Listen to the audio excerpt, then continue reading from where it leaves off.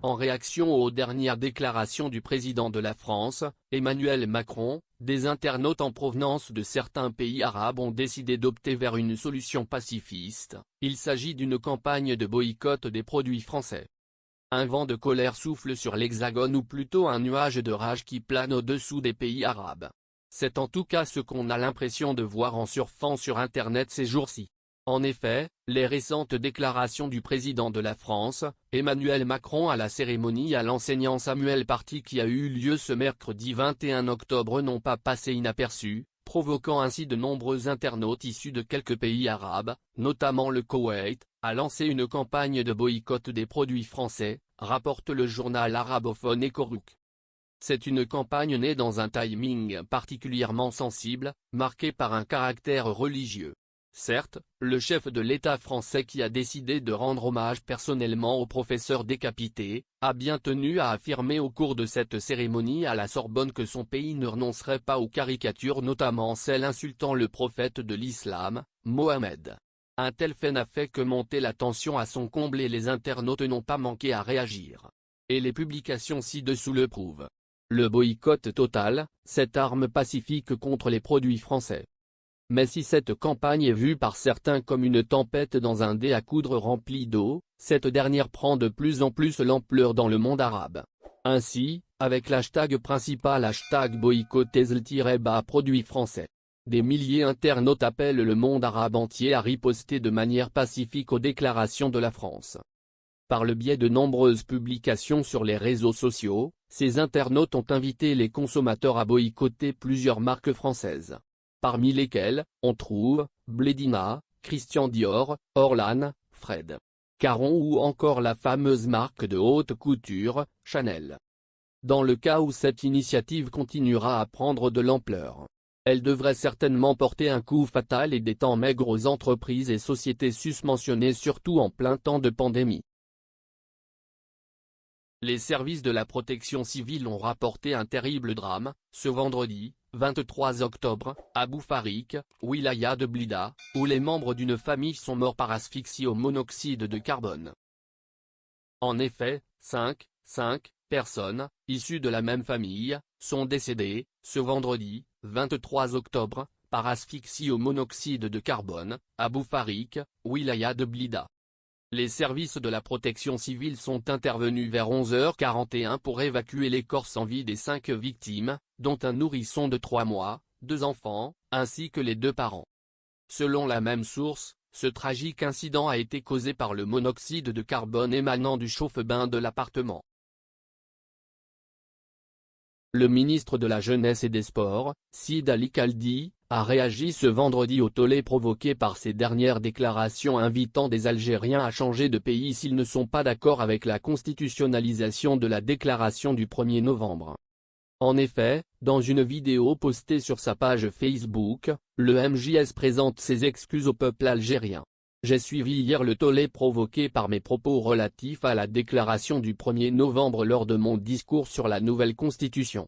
Aujourd'hui, c'est un devoir pour moi en tant que citoyen de préciser que mes propos étaient destinés à ceux que la déclaration du 1er novembre gêne. Un humain peut faire des erreurs. Et de ce fait, je présente mes excuses au peuple algérien pour mes propos mal compris et sortis de leur contexte.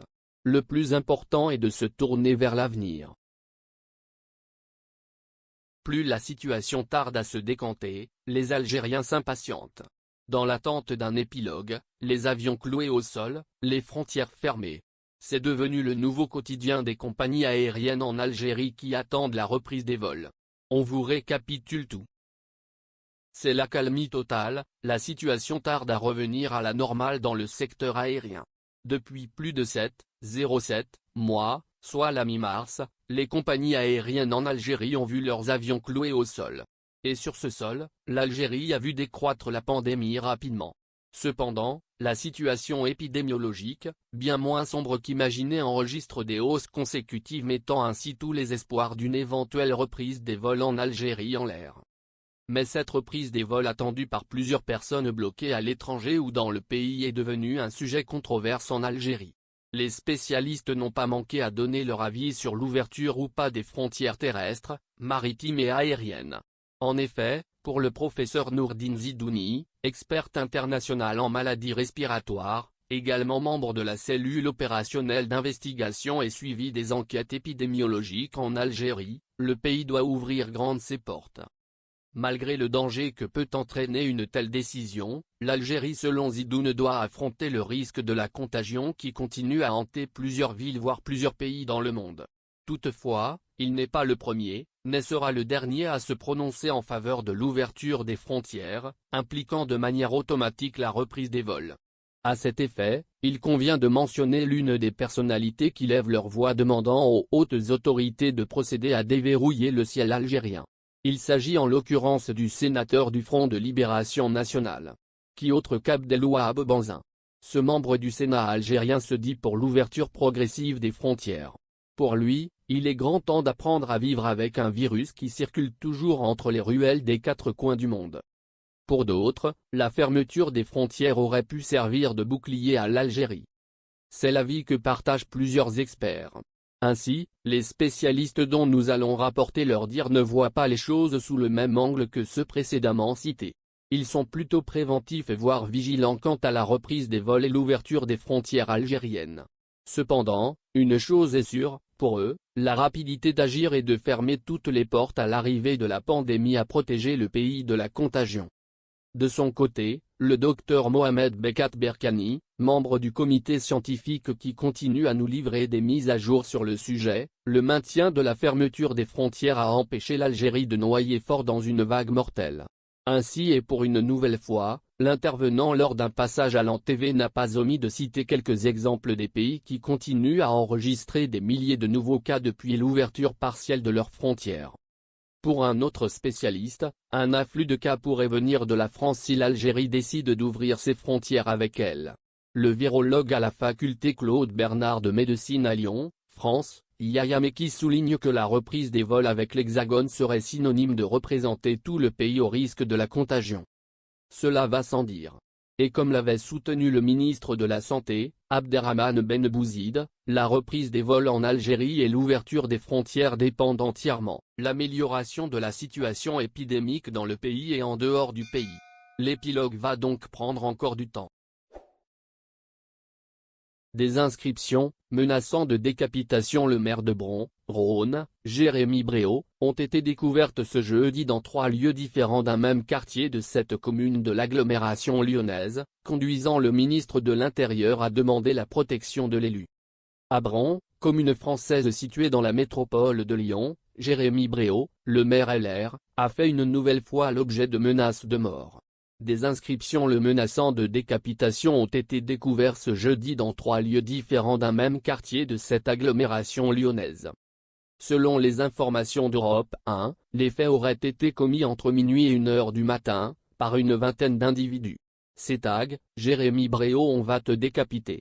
SIC, et Nick la Mamu, en référence à la police municipale, ont été inscrits sur une palissade et sur la médiathèque de la ville, a précisé l'élu, moins d'une semaine après l'assassinat par décapitation du professeur d'histoire Samuel Paty à Conflans-Sainte-Honorine. Le ministre de l'Intérieur indique que l'élu va être placé sous protection. Jérémy Bréau va être placé sous protection. Le ministre de l'Intérieur, Gérald Darmanin, a immédiatement réagi à cette annonce. À ma demande, le préfet va saisir la justice et prévoir une protection de l'élu, a indiqué Gérald Darmanin dans un message posté sur Twitter. Soutien à ce maire, comme à tous les élus victimes de menaces, conclut le ministre de l'Intérieur. Le maire de Bron a quant à lui porté plainte dans la matinée de ce 22 octobre 2020. Cette menace de décapitation suscite de nombreuses réactions scandalisées. Exemple avec le syndicat Synergie.